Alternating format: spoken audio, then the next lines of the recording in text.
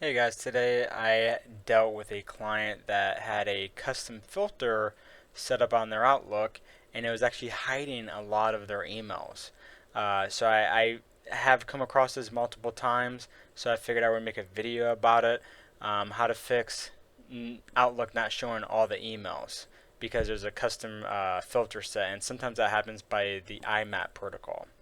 So one thing you need to check, do you have any custom filters turned on? Do you have a custom rule set up, like it deleting the email on entry or forwarding the email to another mailbox or another subfolder? Maybe try the drop down for the search function to all Outlook items and then trying to search for that email. Maybe it's in a hidden mailbox somewhere or in another mailbox, maybe an archive mailbox. So these are just some of the things that we can check for. So the first thing to check for the filters, because I feel like that's the biggest thing, is go to the View tab, and if you have multiple filters, maybe just create a new one called Main and just say Display All Emails. Or go to Manage Views and click on maybe you have a one set up that says Hide Messages.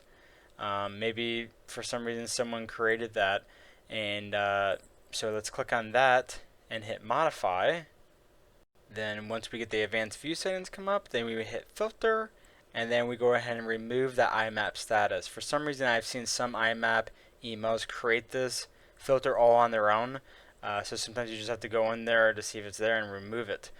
Or just reset the entire view to the default.